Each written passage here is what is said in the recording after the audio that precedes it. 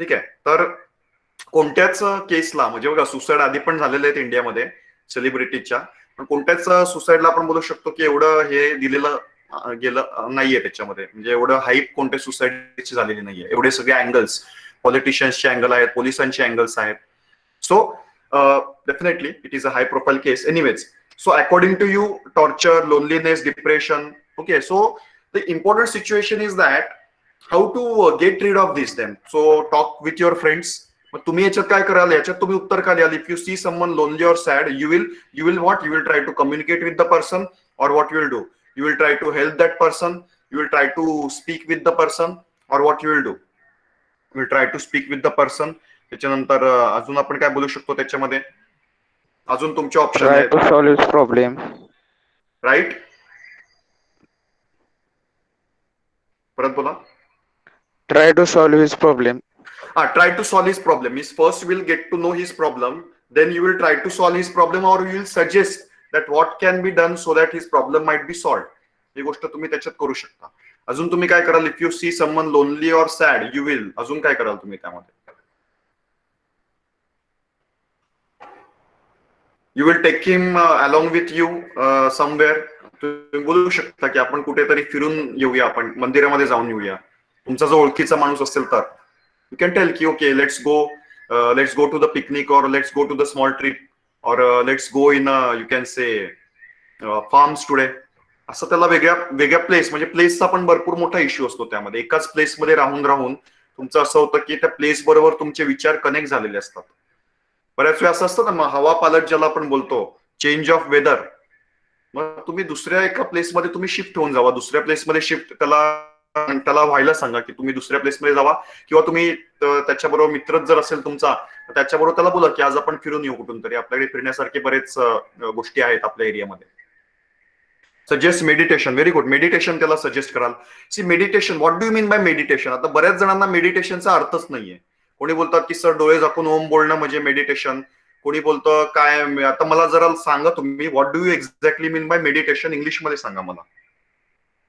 पुरुषोत्तम कुलकर्णी, तुम्ही बोला, what do you mean by meditation?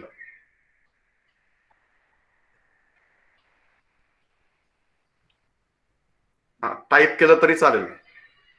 What do you mean by meditation? किंवा कोणाला बोलायचं आहे तर तुम्ही बोलू सुद्धा शकता. मेडिटेशनचा एक्झॅक्टली अर्थ काय? चिंतन. ओके, चिंतन, बरोबर. अजून काय उत्तर आलेले? चिंतन. अजून काय उत्तर तुम्ही बोलू शकता मेडिटेशन साठी?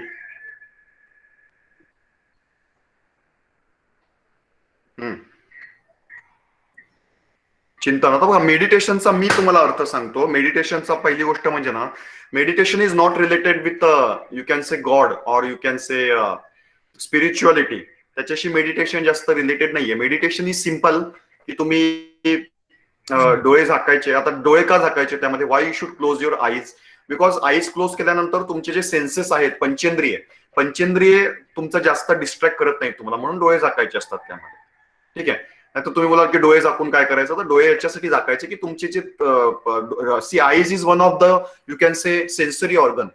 Okay, so to not to deflect your mind, to for better concentration you close your eyes. That is called as मेडिटेशनचा पहिला टप्पा डोळे बंद करणे. कारण मग तुमचे डोळे वगैरे राहिले तर कुठे तुम्हाला यू कॅन से काही व्यक्ती दिसतील तुम्हाला, काही पक्षी दिसतील, कसला तरी यू कॅन से काही गोष्टी दिसतील तुम्हाला, त्यामुळे तुम्ही डिफ्लेक्ट होण्याचा चान्स असतो. That's why to close the eyes. That's why meditation मध्ये आपण आईज क्लोज करतो.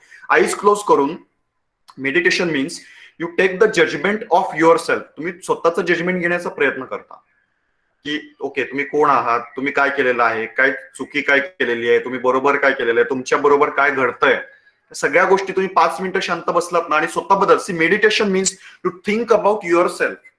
मेडिटेशन म्हणजे असं नाही की डोळे झाकून तुम्ही ओम बोला, डोळे झाकून देवाचं नाव घ्या, याला मेडिटेशन नाही म्हणत. मेडिटेशन म्हणजे माझ्या मते सांगतोय की डोळे झाका, स्वतःबद्दल विचार करा 5 मिनिटं, त्याला आपण मेडिटेशन म्हणतो. ठीक आहे.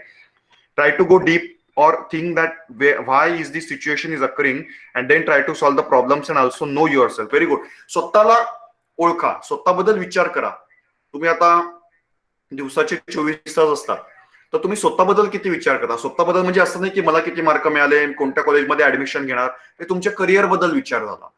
तुम्ही स्वतःबद्दल किती विचार करताय ते महत्वाचं आहे. म्हणजे स्वतःबद्दल म्हणजे मला काही प्रॉब्लेम आहे का, मला कोणत्या गोष्टीची अडचण होत आहे का, मला कोणत्या गोष्टीचा त्रास होत आहे का, am I suffering some problems, am I getting some issues due to some person or due to something, याचं तुम्ही जजमेंट घेतली पाहिजे त्याच्यामध्ये. याला म्हणतात meditation. Hardly 5 to 10 minutes every day स्वतःबद्दल विचार करा, डोळे झाकून देवाच्या समोर बसा. ओके, त्याला आपण मेडिटेशन असं म्हणतो. Simple languages, it is a very simple thing. ठीक आहे, पुरुषोत्तम कुलकर्णीने चांगलं उत्तर दिलेलंच आहे. Try to go deep or think that. फार छान उत्तर आहे, ते तुम्ही वाचू शकता त्याच्यात. ठीक आहे, आता आपल्याला इथे 10 प्रॉवर्ब्स इकडे बोलायचे आहेत. ठीक आहे, प्रॉवर्ब्सचा अर्थ काय? प्रॉवर्ब्स मीन्स म्हणी. तुम्ही मला आता फटाफट बोलायला सुरुवात करा. 10 प्रॉवर्ब्स एकेकाने बोला आता, किंवा टाईप केलं तरी चालेल. 10 पेक्षा जास्त झाले पाहिजेत प्रॉवर्ब्स. Self help is the best help. Self help is a best help. Definitely it is related with suicide only. Self help is a best help. स्वतःचं तुम्ही हेल्प करा. Self help is the best help. Okay, type पण करा तुम्ही तिकडे chat box म्हणजे दुसऱ्यांना पण दिसेल. हा, तुम्ही जे कोणी बोललाय टाईप पण करा. Self help is best help. Old is gold. Okay, अजून टाईप करा.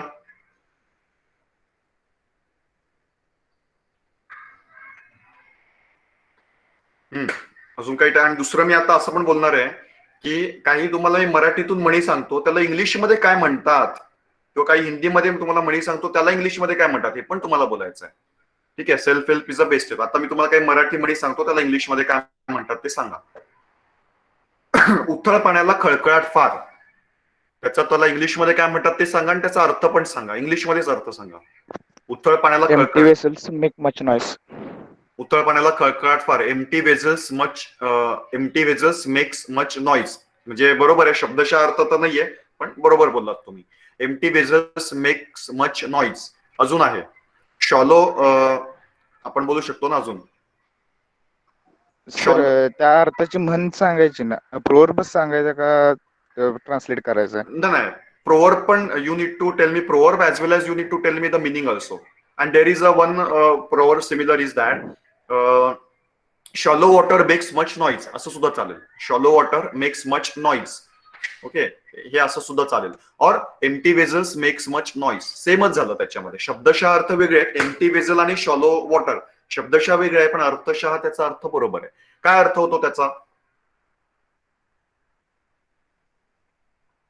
हा, पहिला आपण बघू. Shallow water makes much noise, उत्तर पाण्याला खळखळाट फार, त्याचा अर्थ काय होतो इंग्लिशमध्ये सांगा मला, त्याचा अर्थ काय?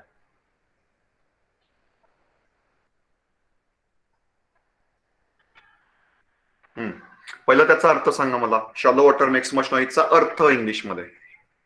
सी, त्याचा अर्थ असा आहे की the person who is not knowledgeable, और the person who is not wise person talks a lot of things. याला आपण काय म्हणतो? याला आपण म्हणतो shallow water makes much noise. आलं लक्षात तुम्हाला? म्हणजे वी कॅन से दॅट ज्या गोष्टी सखोल नाहीयेत, फॉर एक्झाम्पल याच्या विरुद्ध बघा, एखादा व्यक्ती जर ज्ञानी असेल, a person who is a knowledgeable person, a person who is a wise person, always what he does, always he is a काम पर्सन. तो नेहमी शांत असतो, जास्त बडबड करत नाही तो. बऱ्याच बघा तुम्ही नॉलेजेबल व्यक्ती बघा, कोणतीही नॉलेजेबल व्यक्ती बऱ्याच वेळा असं होतं की ते बडबड नाही करत.